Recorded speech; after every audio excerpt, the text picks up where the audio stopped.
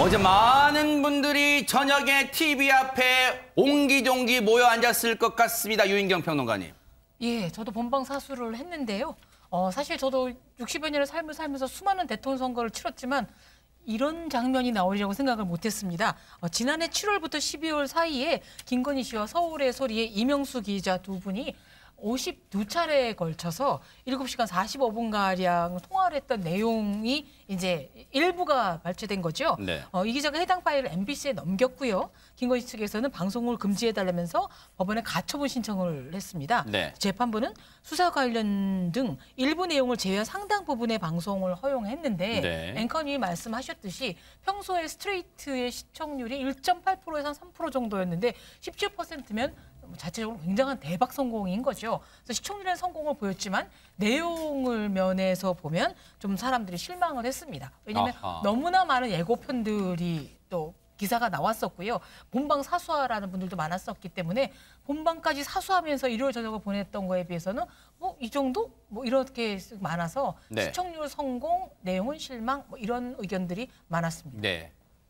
물론 그런 의견도 있었고 이거 판단하는 데 도움되도 있고 뭔가 문제가 있는 발언들이었다 이런 의견도 MBC 시청자 게시판에는 올라왔었고요. 이 내용은 제가 잠시 뒤에 짚어볼게요. 일단 그러면 어제 방송에서 어떠한 내용들이 그 파일에, 녹음 파일에 담긴 거예요, 최정아 기자님? 네, 굉장히 많은 주제들이 담겨 있는데요. 일단 생각이 나는 것부터 이제 정리를 해 나가자면요. 그럴까요? 네네.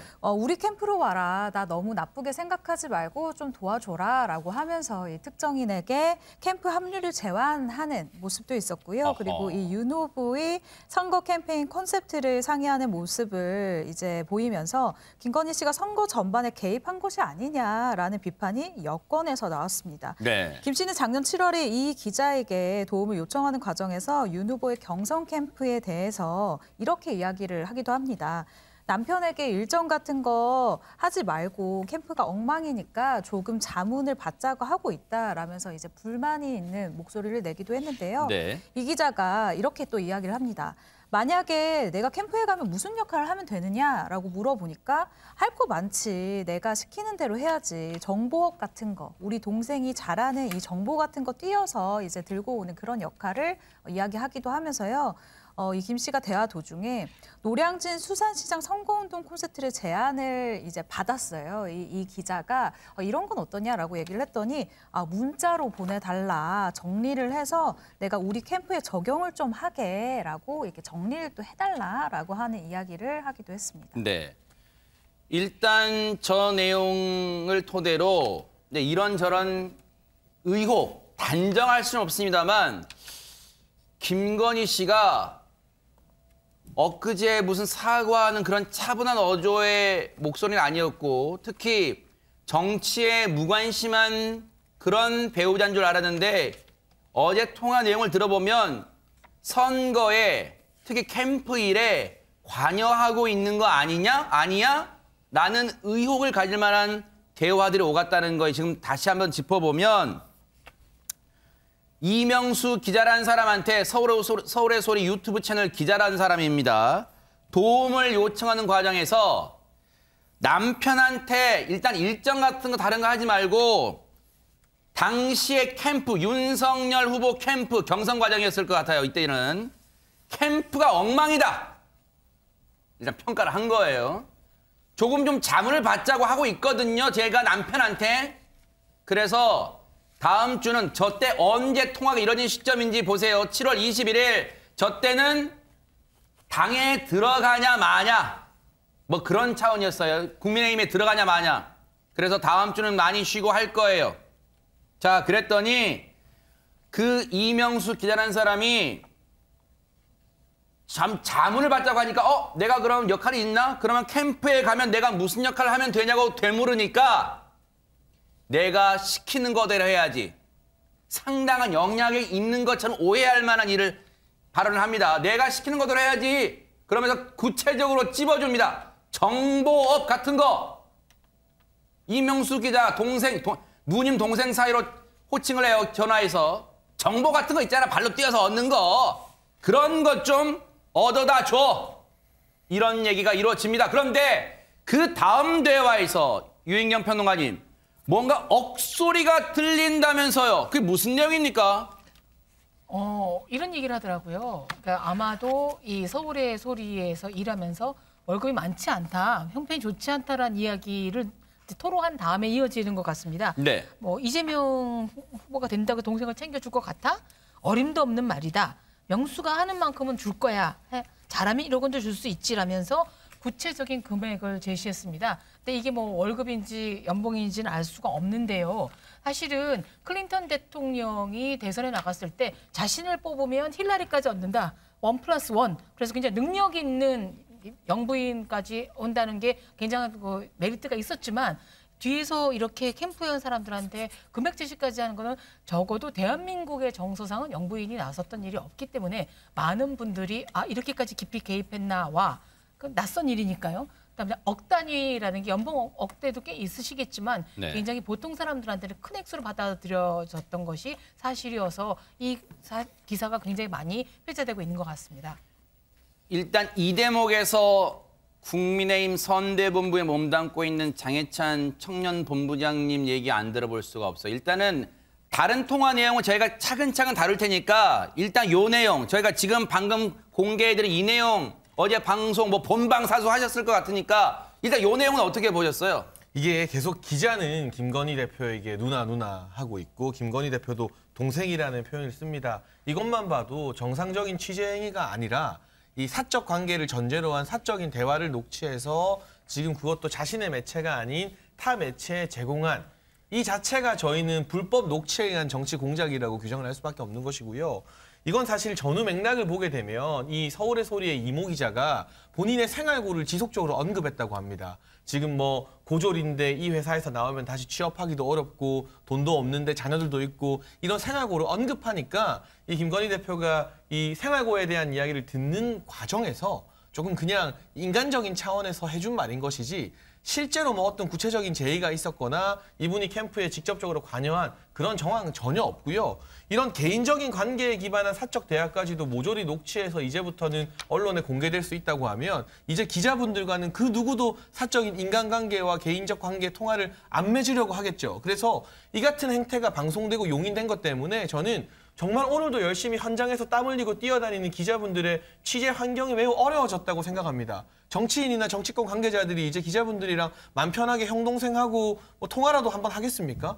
그렇기 때문에 오히려 기자들의 어떤 취재 환경이나 취재 윤리를 지켜주는 차원에서 명확하게 사적 관계에 의한 사담임이 드러났다면 MBC가 이 같은 녹취록을 방송하는 결정을 안 내렸어야 한다는 게 저의 생각입니다. 지금 장해찬 본부장 얘기 중에 요거 하나만 그러면 다시 재차 여쭤볼게요. 지금 서울의 소리 이명수 기자라는 사람이 김건희 씨와 통화하는 과정에서 본인의 생활고를 계속 재차 거듭 강조했다고 말씀하셨잖아요. 그게 김건희 씨로부터 들으신 얘기 아니면 진짜 이 통화에 있는데 그 통화 내용은 서울의 소리 측이 내보내지 않고 MBC에 전했거나 또는 MBC는 다 통째로 받았는데 그 내용은 빼고 어제 방송에서는 그런 생활고를 언급하는 내용 없이 내보내는 건지 그 부분 혹시 확인됐습니까? 네, MBC는 어제 방송에서 굉장히 좀 맥락을 이 전후 사정을 차단한 채 최대한 자극적으로 보이려는 왜곡하는 편집을 했던 것 같고요. 그럼에도 불구하고 국민 여론이 오히려 이 서울의 소리 이 기자가 너무 했다는 쪽으로 좀 번지고 있는 것 같은데 전체적으로 서울의 소리라는 매체에서 7시간 가까운 이 전체 녹취록을 또 별도 공개한 것으로 알고 있습니다. 거기에 대해서 저희 캠프의 공보단에서 공보 담당에서 이 같은 입장을 정리해 준 것이고 네. 제가 어제 MBC 방송은 봤지만 그 서울의 소리에서 공개했다는 뭐 7시간 가깝다는 풀 방송을 제가 따로 챙겨서 듣지는 않았습니다. 자, 장유미 변호사님. 네. 물론 생활고를 계속해서 거듭해서 강조했다 하더라도 우리 캠프로 와. 그리고 정보업 같은 거 발로 뛰어서 하는 정보업 같은 거 해내면 내가 1억 원도 줄 수 있지. 이재명 캠프는 안 챙겨줘. 우리 캠프 오면 챙겨줄 거야. 이 발언 어떻게 봐야 됩니까? 이게 사담인 부분을 감안하고 듣더라도 후보 그리고 유력 정치 대선 후보의 부인으로서 말하기에는 상당히 부적절하고 또 여러 가지 법률에 저촉될 수 있는 여지도 있습니다. 이를테면 이 공직 후보자뿐만 아니라 후보자 배우자도 어떠한 기부 행위를 할 수 없도록 규정하고 있는 것이 공직선거법입니다. 그런데 이게 뭐 농담으로 치부할 수 있을지는 모를지언정 실제로 뭐 그런 부분이 현실화되지 않았더라도 법적으로는 들여다볼 수 있는 여지가 열려 있다는 점. 그리고 실제로 캠프에 어떤 직책을 마련해 주진 않았지만 이른바 뭐 코바나 컨텐츠에서 캠프 구성원들을 상대로 실제로 강의를 했고 그 강의료도 이게 김영란법에 저촉되는 그런 수준인 105만 원, 왜 이제 100만 원이 아니라 105만 원인지는 정확히 알 수가 없지만 그 정도 30분 강의치고는 상당히 많은 금액을 지급하기도 해서 이 부분이 또 다른 논란을 낳고 있고 더 한 가지는 이게 그냥 사담을 나눈 수준이 아니라 후보자의 가장 지근거리에서 보좌를 하는 어떤 배우자의 직책으로서 이런 식으로 캠프의 직책을 만들어줄 수 있다는 등등은 아 뭔가 무유형의 어떤 영향력을 행사하고 있었구나라고 또 좀 단정 지을 수 있는 그렇게 추정할 수 있는 부분도 있는 것 같습니다.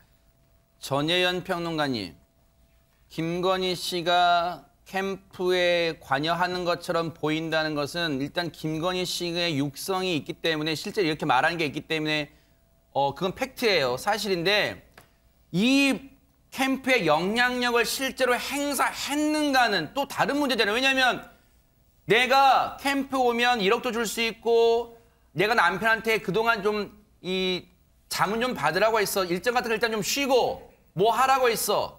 라고 한 게 실제 반영이 됐는가? 그건 또 다른 문제 아닌가 싶은데 어떻습니까, 이 부분은? 예, 그런데 이게 만약에 외부에서 김건희 씨가 아닌 이런 주장을 했더라면 신빙성이 떨어졌다는데 본인이 이런 말을 했기 때문에 의혹이 더 커지는 것이죠. 그래서 굉장히 주의했어야 되는 거고요. 네. 만약에 캠프에서 뭐 인재 영입이라던가 공부에 관련된 분들이 그럼 현장의 어떤 조언을 우리가 듣겠으니까 한번 우리 캠프로 올래요.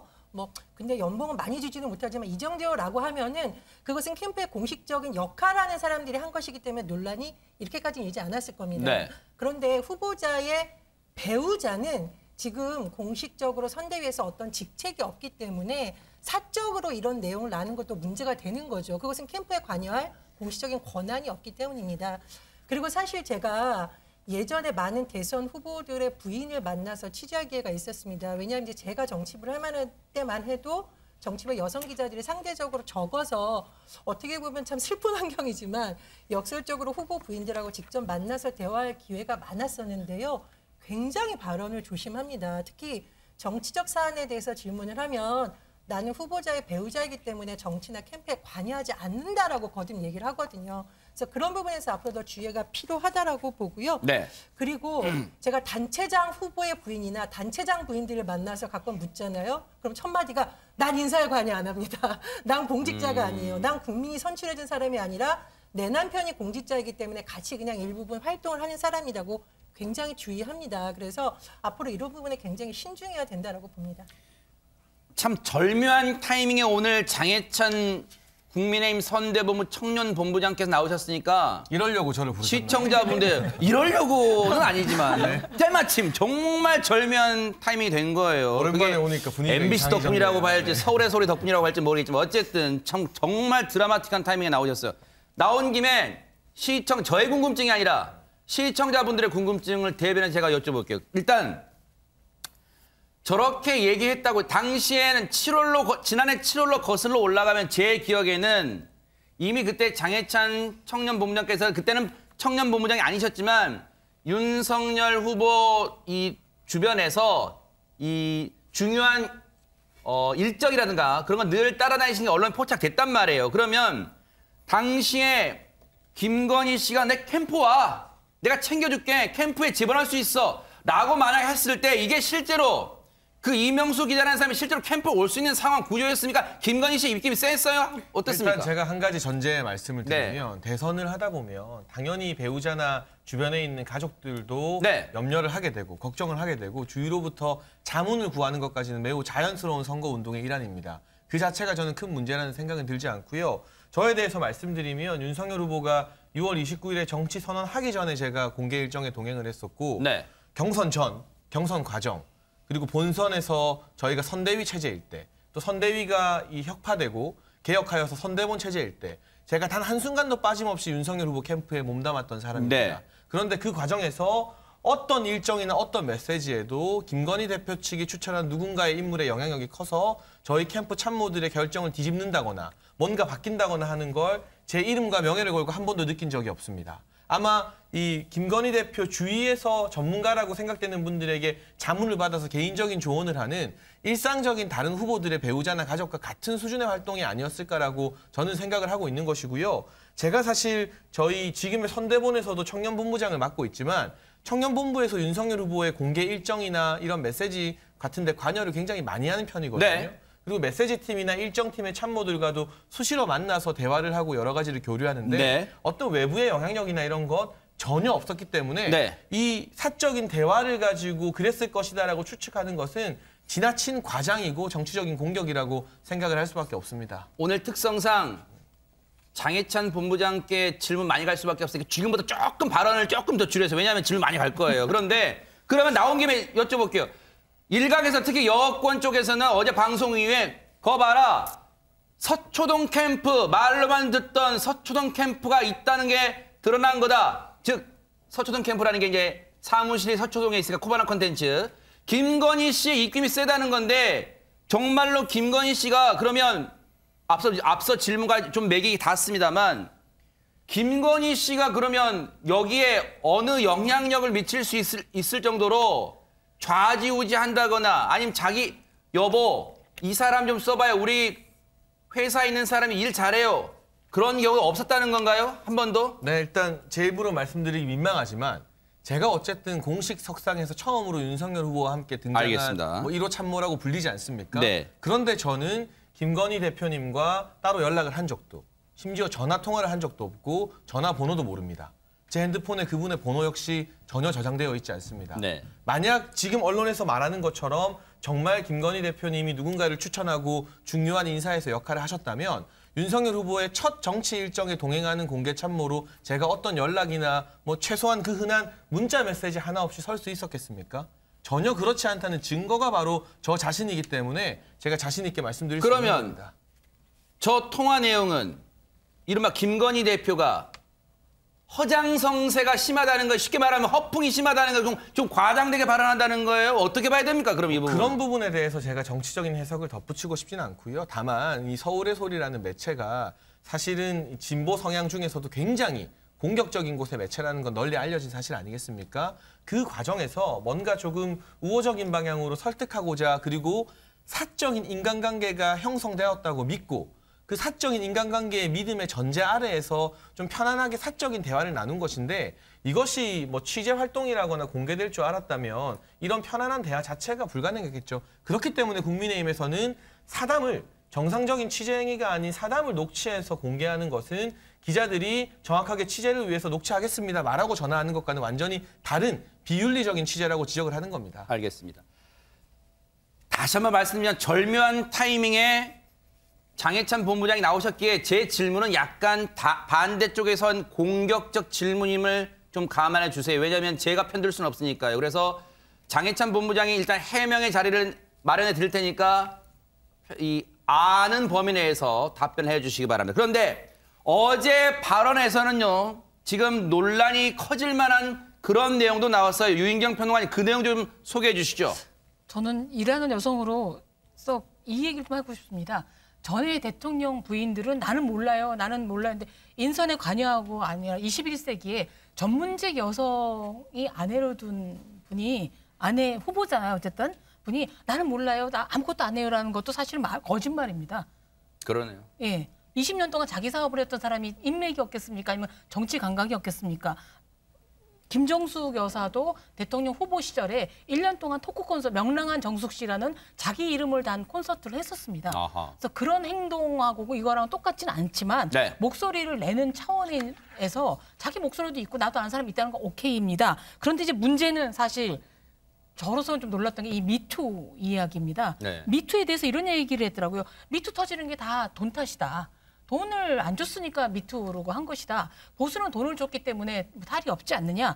뭐 사람이 살아가는 게 참 삭막해진다. 이런 게 사랑이 없으면 안희정이 불쌍하다는 편이다. 우리 아저씨도 그렇게 생각한다라고 얘기를 했는데요. 이 이야기는 미투에 대해서 굉장히 어떤 견해를 갖고 있는지를 보여준과 동시에 페미니즘이나 젠더 감수성의 문제가 아니라 이 휴머니즘 차원에서 잘못됐다라는 거죠. 어떻게 두 사람의 애정관계가 그게 뭐 상호가 어떻든 간에 돈을 주면 아무 말도 못하고 뒤끝도 없다라는 판단을 갖고 계신지 물론 뭐 나중에 잘못했다고 얘기는 했습니다만 이 장면에서 그다음에 이거 미투는요 꼭 여성이 피해자만은 아닙니다. 최근에 들어서는 여성 상사가 미투를 했다고 해서 직장도 그만두게 된 경우도 많기 때문에 휴머니즘 차원에서 이 문제는 다시 한번 또 언제라도 사과를 좀 해주셨으면 잘못된 발언을 시인을 해주셨으면 하는 바람입니다.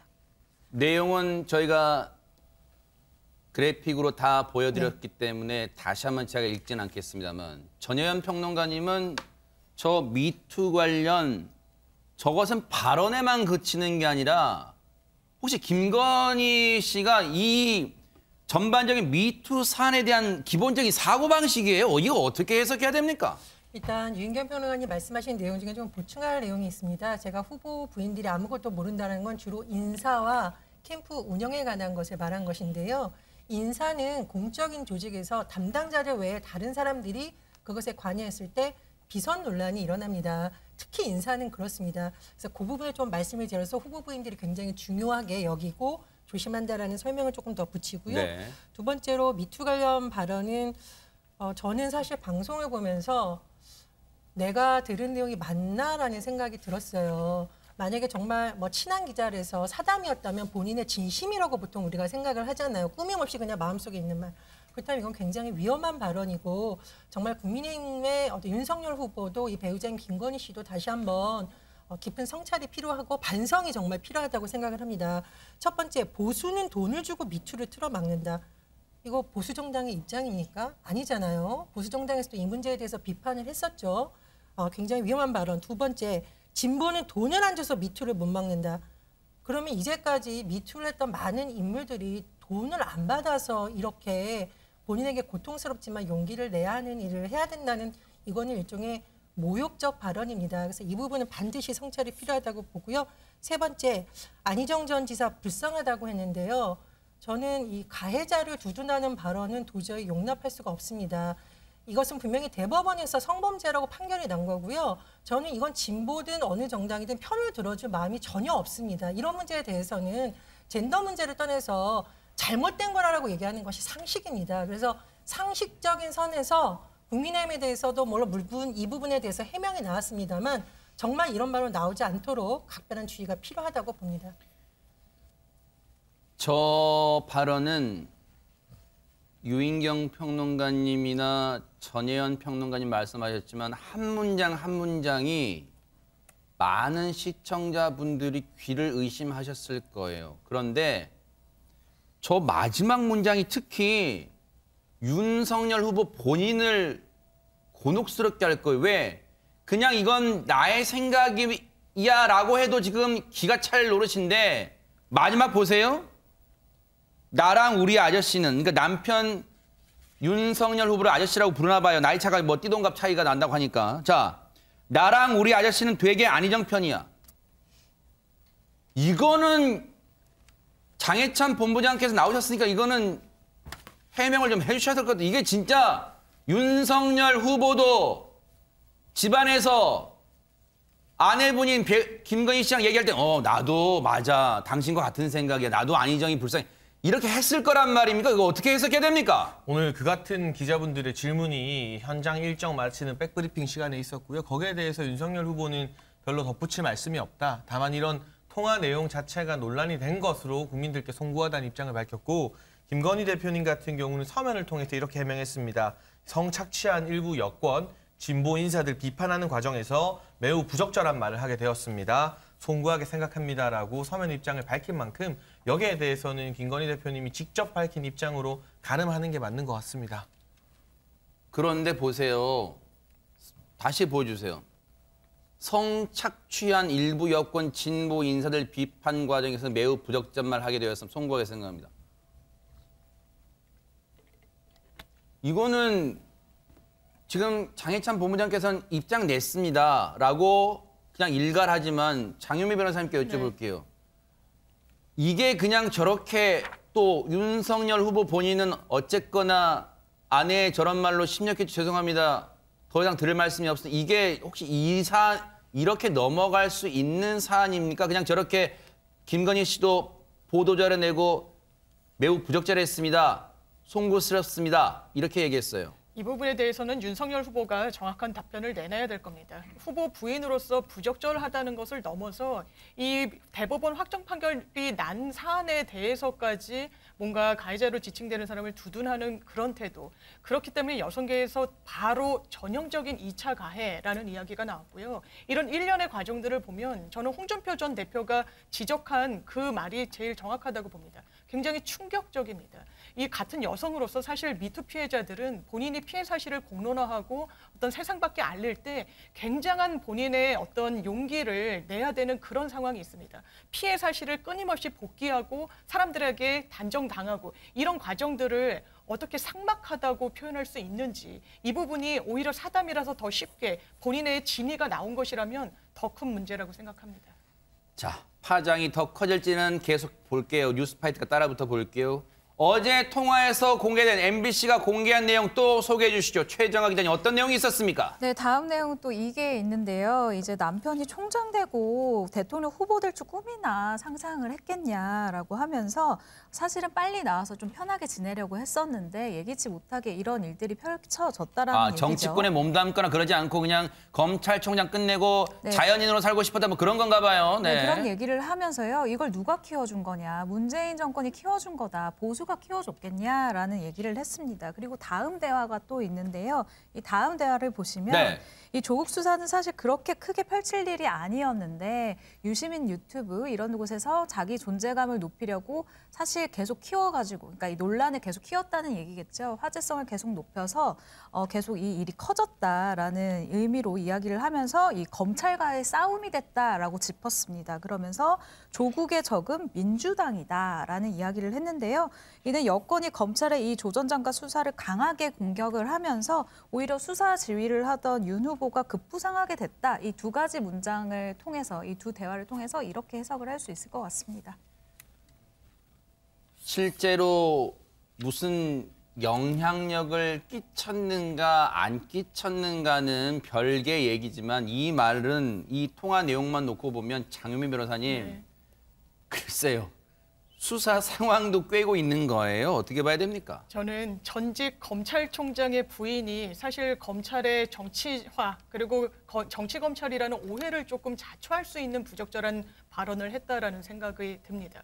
왜냐하면 이 말을 풀어서 해석하자면 조국 수사는 이렇게까지 넓게 펼쳐서 할 게 아니었는데 유시민 등 진보 진영 인사들이 뭔가 검찰 수사에 대해서 지적을 하고 이게 좀 많이 비판을 하면서 오히려 검찰이 자존심 싸움처럼 이 수사를 강도 높게 가져갈 수밖에 없었다라고 하는데 이게 김건희 씨의 어떤 개인적인 사견인지 아니면 뭔가 그 당시에 수사에 가장 그 주도권을 쥐고 있었던 검찰총장이 뭔가 이 정보를 교류하면서 알게 된 정보인지 이 부분에 대해서 분명히 이야기해야 될 것입니다. 네. 지금 조국 전 장관의 수사에 대해서도 네. 동일한 잣대를 그 윤석열 후보에게 대해야 된다는 많은 여론들이 있는데 이 부분에 대해서도 후보가 설명해야 될 것이라고 생각합니다.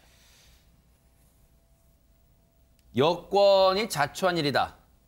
그냥 수사가 흘러간 대로 놔뒀으면 이렇게까지 불거질 일은 아니었다. 그런데 친여 인사들이 유튜브 이런 데서 막 확대 재생산한 바람에 조국 수사가 이렇게까지 번졌고 여기까지 오게 됐다. 어떻게 봐야 됩니까? 전혜연 평론가님. 장윤미 변호사님 말씀에 적극 공감을 합니다. 어떤 수사가 공정성을 담보를 하려면 정치적인 것과 무관하게 가야 되는 것인데 마치 정치인들이 반발하니까 검찰이 화가 나서 또는 검찰이 실력을 보여주기 위해서 더 확장해서 수사를 한 것처럼 오해를 할 수 있는 상당히 문제가 있는 발언이라고 생각을 합니다. 그리고요. 전직 검찰총장의 아내이기도 하지만 당신은 물론 예비라고 하더라도 대선 후보의 배우자입니다. 그렇다면은 더더군다나 검찰의 수사나 이런 부분에 의해서는 발언을 주의했어야 된다라고 봅니다. 참고로 서울 지역의 지역위원장들이 윤석열 후보와의 간담회에서 쓴소리를 굉장히 많이 했다고 해요.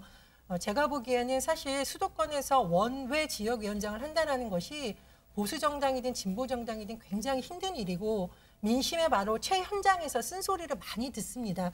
그런 분들이 윤석열 후보에게 이른바 가족 리스크에 대해서 쓴소리를 많이 했다고 하거든요. 그런 부분을 윤석열 후보가 좀 귀담아 들어야 된다고 봅니다. 장해찬 본부장께 여쭤볼까요? 이 얘기를 했다고 해서 앞서 제가 잠깐 말씀드렸지만 무슨 수사에 영향을 미쳤건 할 거는 만무하단 말이에요. 그런데 그렇다고 조국 수사 관련해서 조국 전 장관 수사 관련해서 집에서 남편인 윤석열 총장에게 당시 총장에게 무슨 수사 보고를 받았거나 하진 않았을 거 아니에요.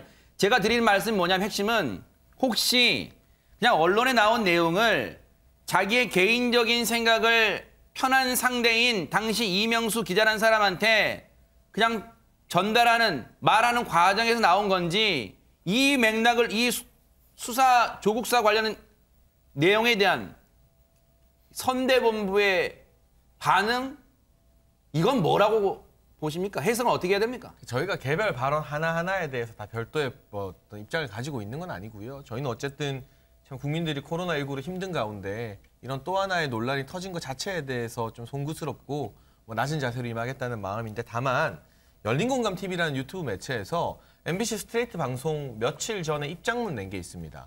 서울의 소리에 실명 말해도 되는 거 같네요. 이명수 기자와 열린공감TV가 처음부터 사전에 모의를 해서 김건희 대표에게 접근해서 통화를 했다는 입장문입니다.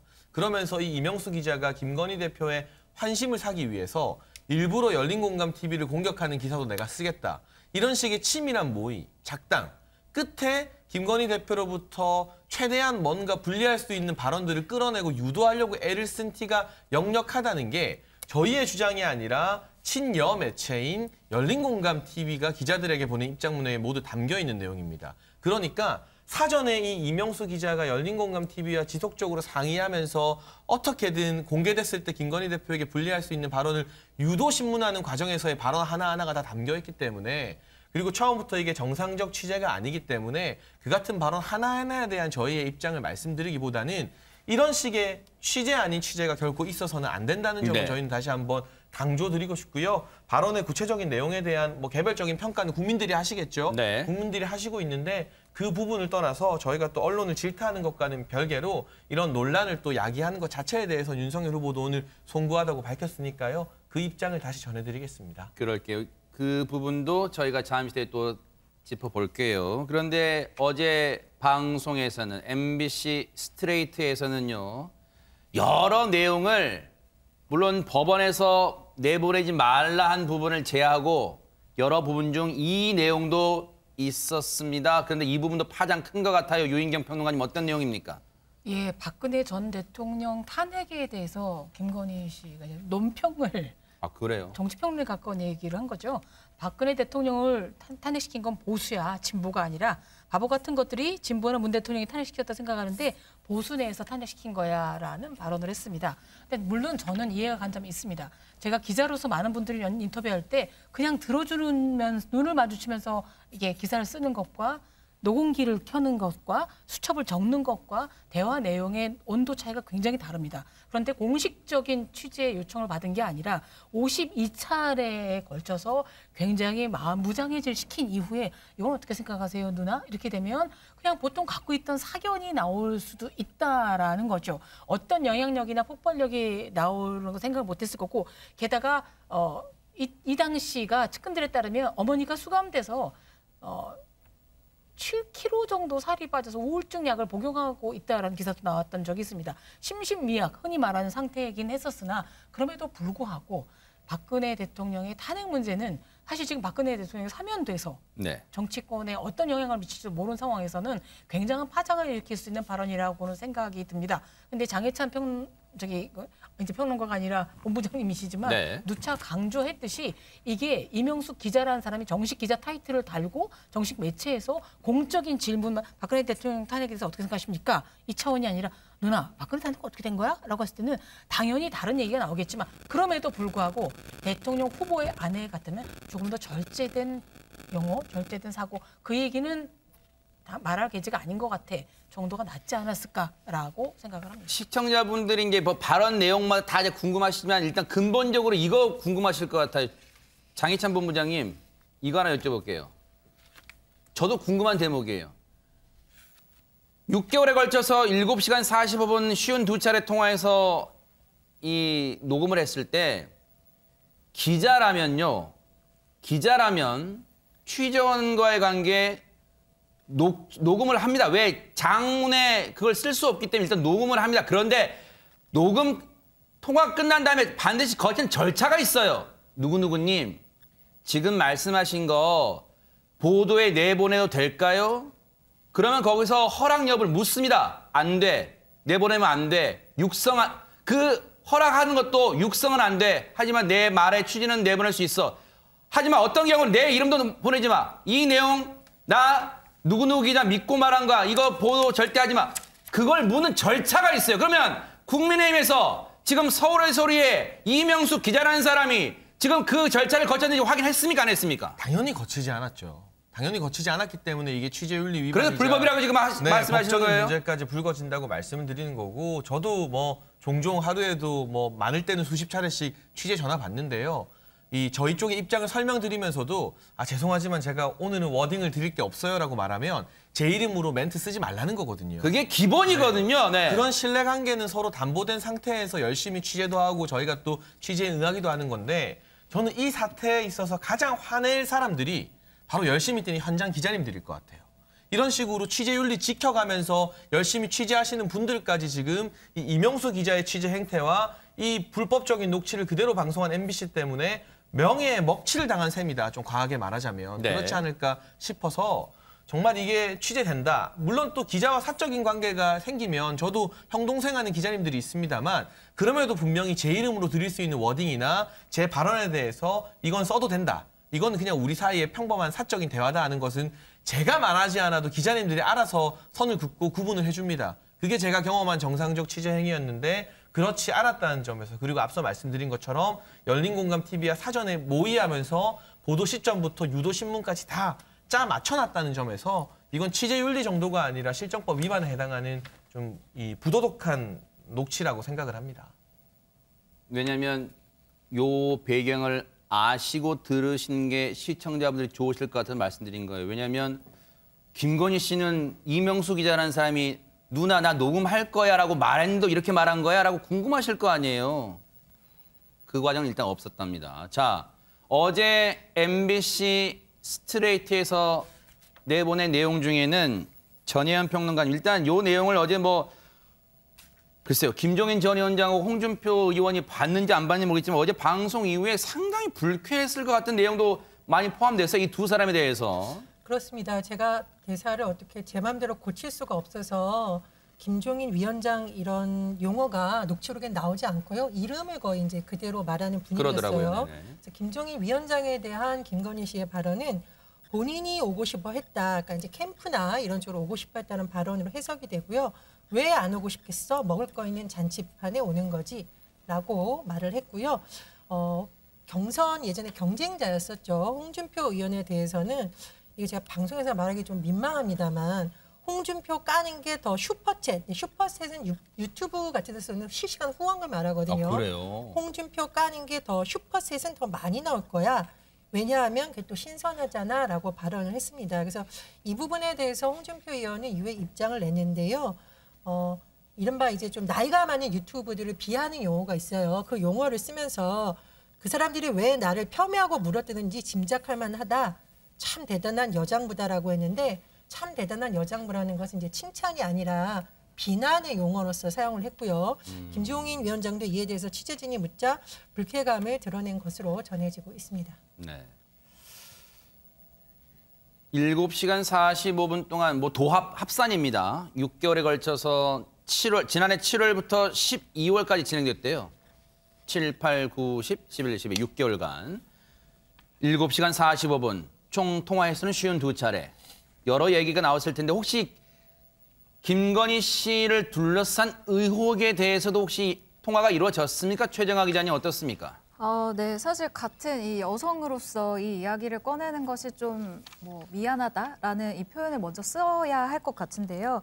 우선 김건희 씨를 둘러싼 두 가지 의혹에 대해서 속 시원하게 반박을 하는 모습이 보이긴 했습니다. 총 두 가지인데요. 그중 먼저는 이제 과거 유흥업소 종사자라는 이른바 줄리설이 있었습니다. 이것에 대해서 굉장히 강하게 반박을 했는데요. 나는 나이트클럽도 가기 싫어하는 성격이다. 내가 되게 영적인 사람이라서 그런 시간에 차라리 책을 읽고 도사들하고 같이 얘기를 하면서 삶은 무엇인가 이런 이야기하는 걸 좋아하지 아유 나는 그런 게 안 맞다라고 얘기를 하는 모습이 네. 먼저 보였고요. 그 다음에 또 두 번째도 이 좀 굉장히 예민한 루머인데 결혼 전에 동거를 했다라는 이런 이야기가 있었습니다. 근데 이것에 대해서도 명확히 반박을 했는데요. 이것에 대해서는 내가 뭐가 아쉬워서 동거를 하겠냐. 그것도 부인 있는 유부남하고 우리 엄마가 돈도 많고 내가 무엇을 아쉬워서 자신의 딸을 팔겠냐. 손끝 하나 못 건드리게 하는 딸이다라고 하면서 이 두 가지 루머에 대해서는 명확히 아니다라고 다시 한번 쐐기를 박았습니다. 네. 일단 자기에 관련된 것에 대해서 적극적으로 저렇게 설명했습니다. 물론 해명이라기보다는 설명을 했어요. 아니다고 적극 반박하면서요. 부인하면서. 일단 어제 뭐 여야 할 것 없이 민주당, 국민의힘 할 것 없이 본방 사수한 분들 많으실 텐데 저 보도가 나간 이후의 반응도 궁금해요. 전혜연 평론가님 어떤 반응들이 나왔을까요? 예, 뭐 민주당에서는 처음부터 공보당에서 입장을 내지 않겠다고 했지만 일부 의원들을 중심으로 비선실세 이런 표현을 쓰면서 비판하는 용어들이 나왔었고요. 그런데 이제 온라인 커뮤니티에서는 여론이 좀 엇갈리는 것으로 전해졌습니다. 시청자 입장에서 보면은 아까 뭐 시청률 말씀하신 워낙 관심이 큰 사안이었어요.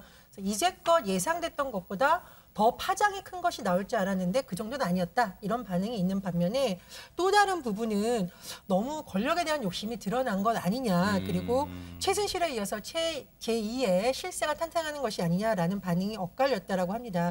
또 일각에서는 내용이 상당히 길 줄 알았는데 방송 시간이 예상보다 짧았습니다. 네, 네. 그래서 오히려 김건희 씨가 본인의 해명을 또 방송을 너무 많이 내줬냐는 일각의 불만도 제기되고 있는데요. 네. MBC에서 추가 방송을 예고하고 있기 때문에 또 앞으로 어떤 상황이 될지는 지켜봐야겠습니다.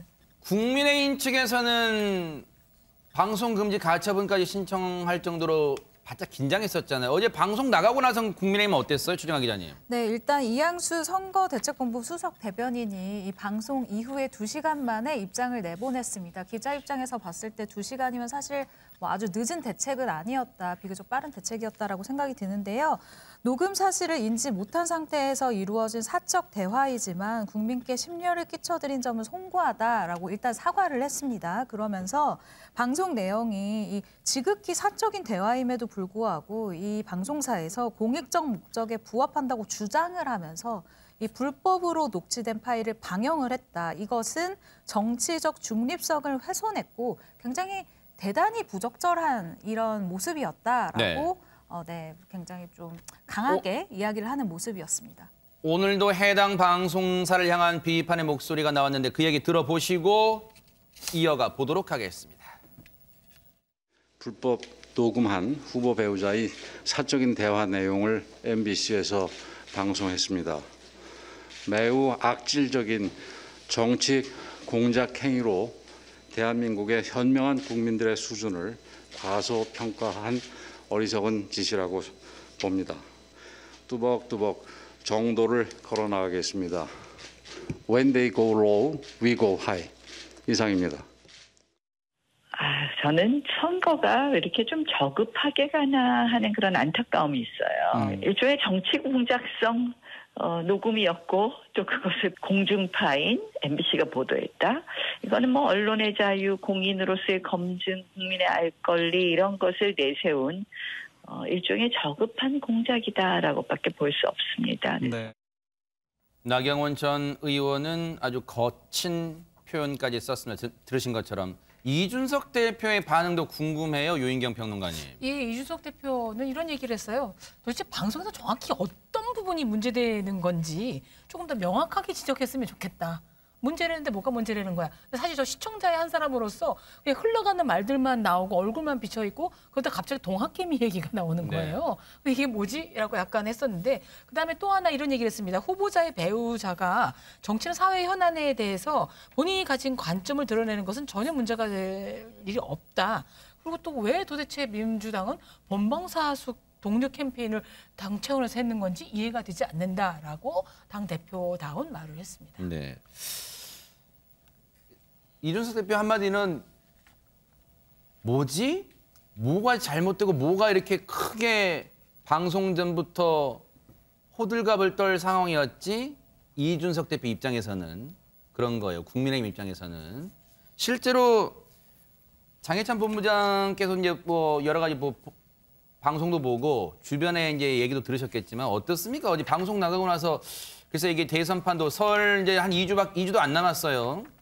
설 연휴 민심에 설 차례상 민심에 영향을 미칠 만한 좀 메가톤급 사안이라고 좀 보세요. 어떻습니까? 그러니까 저희는 일단 기본적으로 사적 대화임에도 불구하고 이것을 불법이라 보지만 국민들께 염려를 끼쳤다는 점 자체가 송구하다는 입장은 변함이 없고요. 다만 민주당의 정치인들이 이 방송 전부터 좀 지나치게 신이 나서 분위기를 고조시켰던 것이 아닌가. 뭐 본방사수 운동을 하지 않나, 선대위에 몸담고 있는 분들이 여러 가지 자극적인 글을 올리다가 막상 방송이 끝나고 나니까 그분들 다수가 침묵하거나 또는 친여 성향 인사로 분류되는 분들이 MBC에게 우리가 속았다. 뭐 이런 반응을 오늘 SNS에서 많이 보여서 기사화가 또 되더라고요.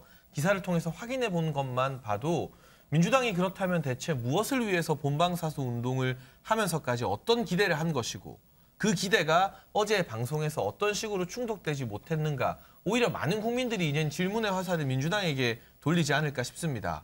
그리고 기본적으로 제가 뭐 이게 불법성이나 공작에 대해서 누차 말씀드렸으니까요.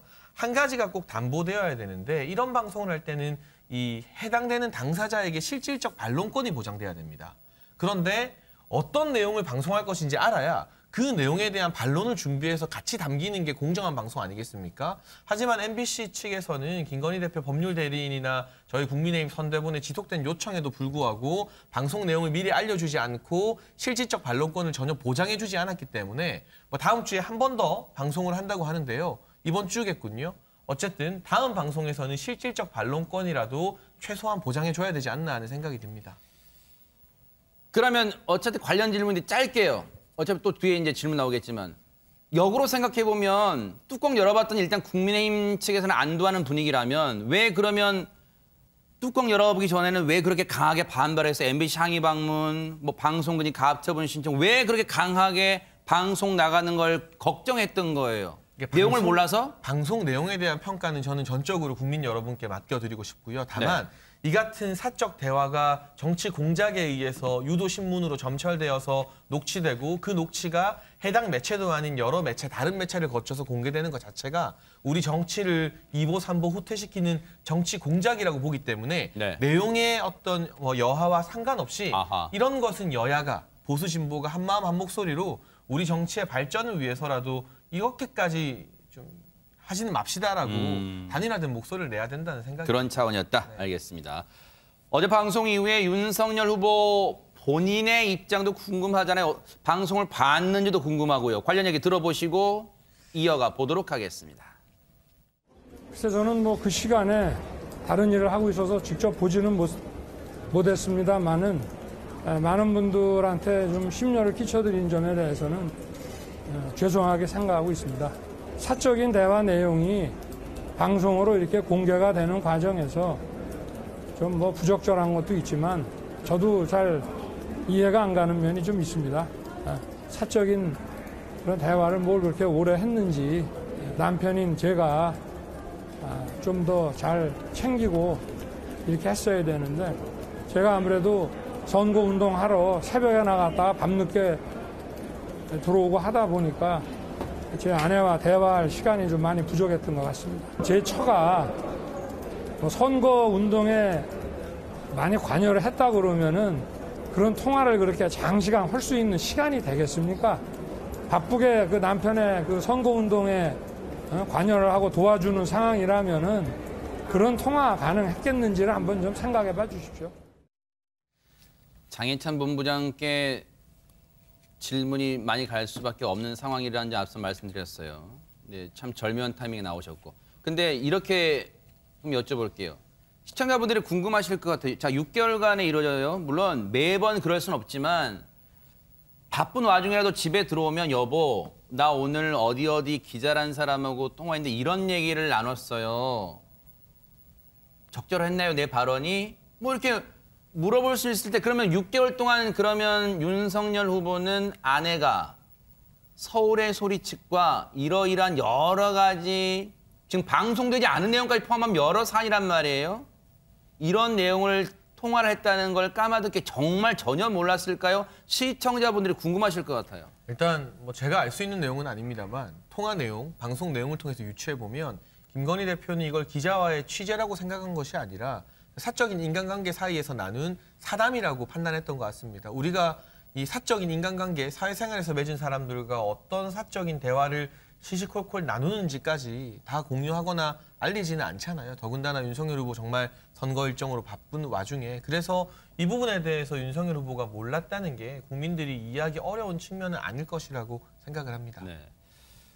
지난해 12월에 윤석열 후보가 이 아내의 통화 문제로 곤란을 겪었던 적이 있어요. 그때 이런 발언을 한 적이 있는데 그 발언 한번 들어보시고 이어가 보도록 하겠습니다.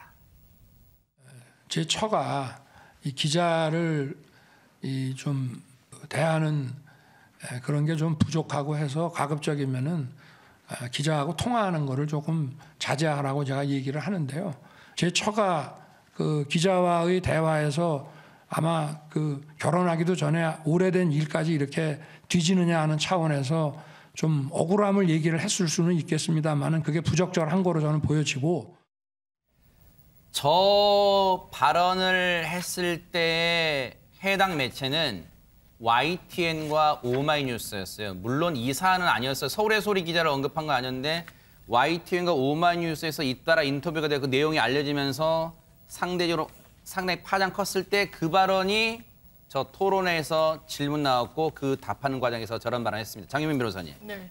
리스크가 저 때도 아내, 배우자 김건희 씨로 인한 리스크가 상존해 있었다는 걸 어느 정도 체감하진 않았을까 싶어요, 후보가. 그렇습니다. 김건희 씨가 기자와 어떤 대화를 나누면서 그 부분이 논란이 된 게 비단 이번이 처음이 아니기 때문에 후보자도 이 부분을 인지할 수 있었을 거라고 생각하고 후보 캠프 역시 마찬가지입니다. 그럼에도 불구하고 왜 이런 부분이 제대로 단속되지 않았는가와 관련해서 합리적으로 추론되는 게 뭔가 김건희 씨는 선대위 차원에서는 관리가 최소한 안 되고 있구나. 별도로 뭔가 본인이 지시를 내릴 수 있는 또 이른바 서초동 캠프 의혹도 계속해서 이런 맥락에서 불거지는 것 같고요. 이것은 비단 뭐 여권의 지정뿐만이 아니었습니다. 국민의힘의 당협위원장들이 어제 후보와 비공개로 간담회를 가진 자리에서 쓴소리를 이른바 쏟아냈다라고 하는데 그 이유는 바로 가족 리스크, 김건희 씨가 안고 있는 그 리스크 때문이었다고 합니다. 특히나 수도권과 중도층 표심에 상당히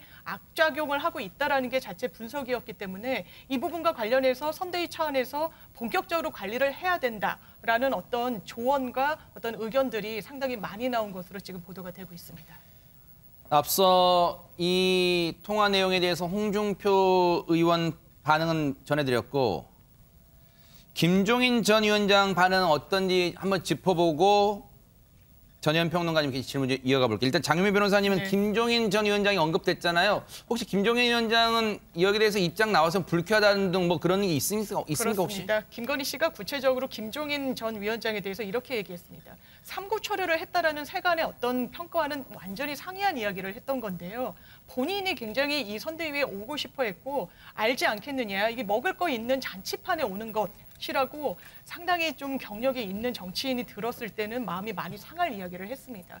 이 부분과 관련해서 김종인 전 위원장은 그런 사람들의 얘기는 관심도 없고 그 정도 수준의 이야기에 대해서 본인이 논평하지 않겠다는 뜻을 분명히 했습니다. 네.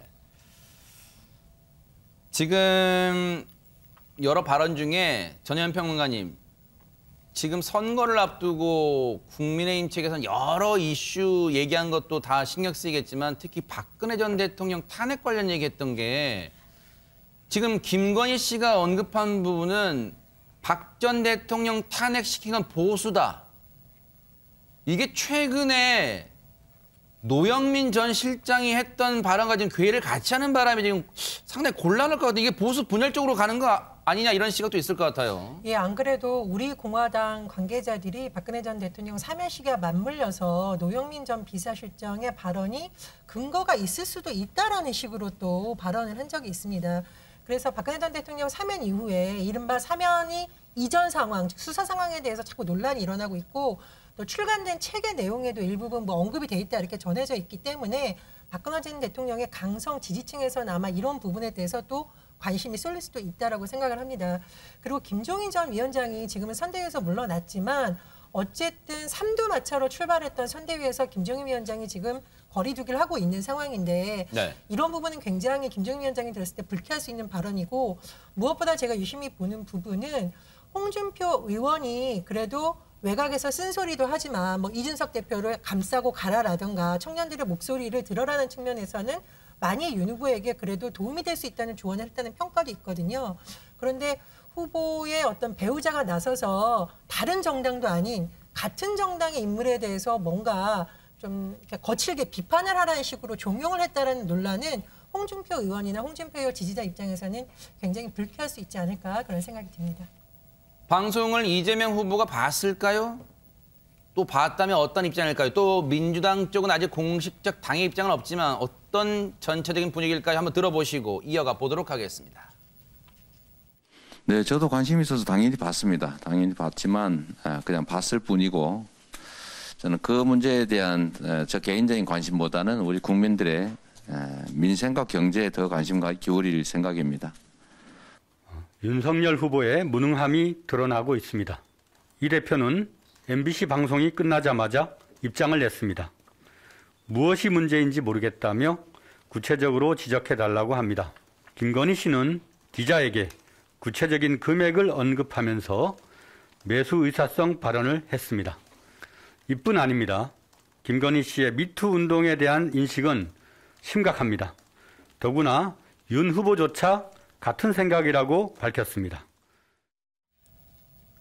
지금 이렇게 된 마당에 장인찬 본부장님 혹시 MBC가 이제 돌아오는 일요일이에요. 돌아오는 일요일 날 혹시 2탄을 준비하고 있다고 밝혔나요? 아니면 그냥 안 가나요? 어떻습니까? 뭐 제가 MBC 내부 사정은 모르겠습니다만 2부를 준비하고 있는 것으로 알려져서요. 아, 그래요? 저희는 또 원칙대로 방송 내용을 떠나서 이러한 불법 녹취를 공개하는 것 자체가 정치를 후퇴시키는 것이기 때문에 가처분 신청 계속해서 진행해 나갈 것 같고요. 뿐만 아니라 만약 적 방송이 된다면 제가 방금 말씀드렸던 실질적 반론권 보장을 위해서 MBC 측에서 김건희 대표의 법률 대리인에게 방송 내용을 알려주고 그 내용에 따른 김건희 대표의 반론이 무엇인지 반드시 듣고 방송에 반영하는 절차가 있어야만 국민이 납득할 수 있는 최소한의 공정성을 담보한 방송이지 그렇지 않고 이렇게 일방적으로 어제와 마찬가지의 방송을 내보내는 것은 MBC가 특정 정파에 복무하겠다는 뜻을 아주 노골적으로 드러내는 굉장히 나쁜 신호라고 생각이 됩니다. 김건희 씨 관련 녹음 파일 7시간 45분 중에 뭐 일부만 나갔습니다만 이에 대해서 반격의 카드일까요? 일종의 국민의힘은 이런 얘기를 하고 있습니다. 관련 얘기 들어보시고 이어가 보도록 하겠습니다. 후보 배우자에게 씻을 수 없는 주홍 글씨에 낙인을 찍어서 정권을 도둑질하려 하는 그런 작태가 자행되고 있습니다. MBC가 최소한의 양심을 가진 공영방송이라면 균형을 맞춰서 이재명 후보자의 형수 욕설 테이프와 배우자 김혜경 씨와 관련된 사항들도 당연히 방송을 해서 국민들께서 균형 잡힌 판단을 하도록 해야 합니다. 그럼에도 MBC가 불공정한 보도를 해나간다면 이는 언론인 모두에 대한 모독이고 우리도 좌시하지 않을 것입니다. 김건희 씨 육성으로 자신의 의혹에 대해서는 자신의 그 의혹을 해명한 거는 처음이기 때문에 네. 이런 것들 자체가 그냥 상당히 보도 가치가 있다. 왜냐하면 지금까지는 꾹 입을 닫으러 왔기 때문에. 국민의힘에서 아니 그러면 이재명 후보의 형수 욕설도 다 틀어야 되는 거 아니냐. 이런 어떤 그 논리를 지금 그 펼치고 있는데. 저는 직업이 기자입니다. 역사책 쓰는 사람이 아니라. 새로 나온 팩트가 우선될 수밖에 없습니다. 몇 년 전 혁수 욕설을 같이 쓰라고 하면 네. 그럼 뭐 조선시대에 뭐 문제됐던 것까지 다 쓰라는 얘기입니까? 이렇게 해볼게요. 일단 저 얘기에 대해서 길게는 말고 한 1분씩만 드릴게요. 일단 장윤미 변호사님 듣고 장희찬 본부장님 얘기 듣고 전혜연 평론가님 얘기 듣고 요 사안에 대해서. 왜냐하면 일단 권영세 본부장이 액션, 즉 형수 욕설 틀어라고 먼저 선공을 날렸기 때문에 이에 대해서 장윤 변호사님은 어떻습니까? 이 부분, 이 논리는 어떻게 봐야 됩니까? 사실 지금 선관위에서 어떤 그 가이드라인을 준 것에 따르면 후보자 비방죄에 해당하지 않기 위해서는 어떤 녹취 파일을 악의적으로 편집하면 안 된다라는 가이드라인이 있는 것입니다. 그런데 이 형수 욕설 파일과 관련해서 욕설 부분만 편취하면 아마 악의적으로 편집했다고 판단을 받겠죠. 그럼 동일한 잣대로 김건희 씨의 녹취 파일도 전후 맥락이 어느 정도 이게 담아진다면 그 부분이 유포되고 방영되고 보도가 된다라고 해서 그 부분이 후보자 비방죄에 해당한다고 단정하기는 좀 어려운 부분이 있습니다. 그리고 국민의힘 측에서는 이 녹취 파일의 불법성을 이야기하는데 법원이 가처분 결정문에서 불법적이지 않다라고 판단을 내렸습니다. 왜냐하면 통신비밀보호법에 저촉되지 않을 뿐만 아니라 기자인 부분을 분명히 밝히고 공적인 인물에 대해서 공적 사안을 물어봤기 때문에 이 부분에 대해서는 어떤 속임수나 이런 다른 기망의 방식으로 취재를 하지 않았다라고 이미 판단을 내렸다는 점까지 덧붙여서 말씀드립니다. 그렇다면 장해찬 본부장님께 여쭤볼까요?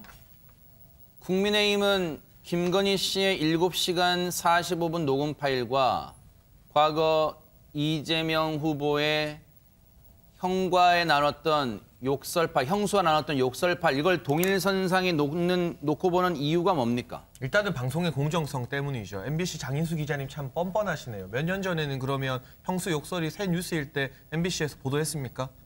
보도 안 하지 않았습니까? 이재명 후보가 형수와 그 가족들에게 했던 입에 담기도 힘든 잔혹무도한 욕설들. 그리고 그 배우자 김혜경 씨가 조카를 협박하면서 너네 아버지 내가 정신병원에 너 때문에 입원시키겠다고 말했던 차마 우리 국민의 상식으로 납득할 수 없는 발언들. 그리고 최근에 참 의문스럽게 돌아가신 고 이병철 씨가 폭로한 변호사비 대납과 관련된 녹취록. 이분은 최근에 돌아가셨습니다. 그리고 많은 국민들이 슬퍼하고 있고요. 그렇다면 적어도 최근 사안인 고 이병철 씨가 폭로한 이 이재명 후보의 변호사비 대납과 관련된 녹취록은 그러면 최근 뉴스니까 트시겠습니까? MBC가 무슨 대답을 할 수 있죠? 7시간이 아니라 이 관련된 제가 언급한 3가지 녹취록 중에 단 하나라도 7분만 MBC에서 튼다면 민주당은 후보 교체할 수밖에 없습니다. 여기까지 하겠습니다. 전현 평론가님 1분 드릴게요. 앞서 장인수 기자는 우리가 역사책 쓰는 거 아니다. 현재 나온 팩트, 새로운 뉴 팩트에 언론사는 집중할 수밖에 없다. 이런 논리를 폈습니다. 아마 본인으로서는 내가 무슨 특정 정당이나 특정 후보의 편을 들어서 지금 취재하냐고 질문하냐라는 반론을 제기한 것 같고요. 다만 이번에 법원에서 이번 방송에 나가게 된 배경에서 주목해야 될 부분은 공적 인물이 사회적 이슈 내지 정치에 대한 견해는 공적 관심 사안이라고 했습니다. 그래서 제가 이재명 후보의 욕설 이게 옳다라는 것이 아니라 가족들 간에 싸우면서 나온 그 부분이 사회적 이슈 내지 정치에 대한 견해인지는 좀 논란이 있지 않을까 그런 생각이 듭니다. 네. 어쨌든 이 부분이 공방이 쉽게 사그라들 것 같지는 않아요. 그런데 윤석열 후보 입장에서는 한국에 넘으니까 또 하나의 험준한 산령이 기다리고 있네요. 그 얘기를 해볼까요? 최정아 기자님. 네, 그렇습니다. 앞서 제가 잠시 이야기를 했었던 부분인데요. 이 일명 줄리 의혹이라는 부분이었습니다. 이 부분에 대해서 김건희 씨가 이렇게 얘기를 했죠. 나는 나이트클럽도 싫어하는 사람이고 내가 되게 영적인 사람이라서 그런 시간에 차라리 책을 읽고 도사들하고 같이 이야기를 하면서 내 삶은 무엇인가 이런 이야기를 하는 걸 좋아하지 나는 그런 게 안 맞아요 라고 아까 제가 세기를 박았다고 절대 아니라고 이제 반박을 했다라는 표현을 했는데 문제는 여기서 나오는 이제 도사들하고 이야기를 하고 이 부분이 다시 논란이 되고 있는 겁니다. 사실 이 부분이 주목받고 있는 이유가 있는데요. 이전에 경선 당시에 이 손바닥에 왕자를 이제 그려놨었던 부분이라던가 아니면 이전에 그 천공스님 논란에 이어서 또다시 이 무속 논란이 다시 한번 나올 수 있는 부분이기 때문에 이 부분이 다시금 화제를 모으고 있습니다. 어제 방송 보시면서 많은 분들이 사실 최정아 기자님 얘기했던 그 부분 떠올렸을 것 같기도 해요. 오, 뭐지? 나 시간 나면 책 읽는 것까지는 괜찮아요. 그러시면 많으니까. 도사들하고 얘기를 같이 하면서 삶은 무엇인가 이런 얘기를 좋아한다는 거예요. 어떻게 봤을까요? 제가 궁금해서 도사의 사전적 의미를 찾아봤어요. 그랬더니 돌을 갈고 닦는 사람 혹은 어떤 일에 도 같아서 능숙하게 처리하는 사람 뭐 우리 김명준 앵커도 도사인 거죠. 앵커계의 도를 트인 분이니까. 아하. 근데 영적인 대화를 나누기 위해서 도사를 만난다는 건 그냥 제 개인적 소견입니다만 줄리라는 이미지를 지우기 위해서 나는 좀 고차원적인 사람이야. 뭐 이런 얘기로 포장을 하는 듯한 걸 좀 느낄 수 있습니다. 왜냐하면 제가 그렇기 때문이죠. 네. 후배들이 무슨 책 읽어요? 그러면 허접한 책 읽고도 나 최근에 프란시스코 교황의 세월의 치 이런 거 읽어라고 가끔 허세를 떨거든요. 이 도사라는 단어에 조금 더 신경을 쓰지 않으면 네. 계속해서 이거는 선거판 내내 무속인과 이렇게 좀 이어져서 하지 않을까 싶은 생각이 들기도 하고요. 그래서 네. 단어 선택, 맥락 이런 것들이 이제 대통령 후보 부인이시기 때문에 조금 네. 더 신중하셨으면 하는 바람이 있습니다. 이런 가운데 요 얘기 나올게요. 오늘 보도에 한 언론 보도에 요 얘기는 얼른 읽어드릴게요. 지금 국민의힘 선대본부에 무속인이 지금 포함되어 있다. 이런 보도가 나왔어요. 혹시 장현민 변호사님 이게 확인된 내용입니까? 한 언론 보도가 나왔습니다만. 일단 국민의힘 측에서는 좀 부인을 하고 있는데 해당 언론 보도가 상당히 좀 구체적인 부분은 있는 것 같습니다. 일단 요지는 무속인 61살 전모 씨가 고문직함을 달고 선대위에서 인재 영입 등의 활동을 했다라는 건데요. 이 주변 관계자들의 발언을 모으면 이렇습니다. 일단 선대본부 사정을 잘 아는 관계자 전원에 따르면 주요 인재들을 영입하는 데 있어서 이 전 씨가 면접을 보고 그 이후에 합류가 결정되기도 했다라는 불만이 나오기도 했고요. 실제로 전 씨가 갖고 있는 직책이 고문이긴 했지만 사람들은 그 위세가 본부장급이다라고 세평을 할 정도로 실세라고 좀 칭해 왔다라는 겁니다. 뿐만 아니라 전 씨 주변을 취재해봤더니 이 전 씨가 2020년 재작년 여름부터 윤석열 당시 그 검사를 내가 다 멘토 역할을 해주고 있다. 그래서 중요 사안을 결정할 때마다 네. 내가 답을 내려준다라고 이야기를 들었다는 사람들도 지금 나오고 있고요. 또 최근까지는 선대본부 발로 이준석 대표와 네. 각을 세우고 있는 와중에 이준석 당대표를 공격할 때도 이분이 몸을 담고 있는 그 직책에서 뭔가 공격적인 어떤 움직임들이 나타났다라는 인터뷰 내용도 보도가 되고 있습니다. 이 부분에 대해서 기자들이 오늘 윤석열 후보에게 질문을 했어요. 뭐라고 답했는지 들어보시고 이어가 보도록 하겠습니다. 참. 뭐 그분이 무속인 맞습니까? 예? 제가 우리 당 관계자한테 그분 소개받아서 인사를 한 적이 있는데 스님으로 저는 알고 있고 법사라고 저는 들었습니다. 그리고 그분은 여기 뭐 직책이나 이런 거 전혀 맡고 계시지도 않고 뭐 자원봉사자 이런 분들 소개해 준 적은 있다고 하는데 뭐 무슨 일정 메시지를 막 뭐 이런 제가 기사를 봤는데 참 황당한 얘기입니다. 네. 정리해보면 뭐예요? 장해찬 본부장님 별 영향력 있는 사람은 아니다? 오긴 온 거다? 어떻게 봐야 됩니까? 저희가 공식 확인한 바 고문 직함도 아니고요. 이제는 선대본이 개편되면서 네트워크 본부도 아니고 네트워크 위원회입니다.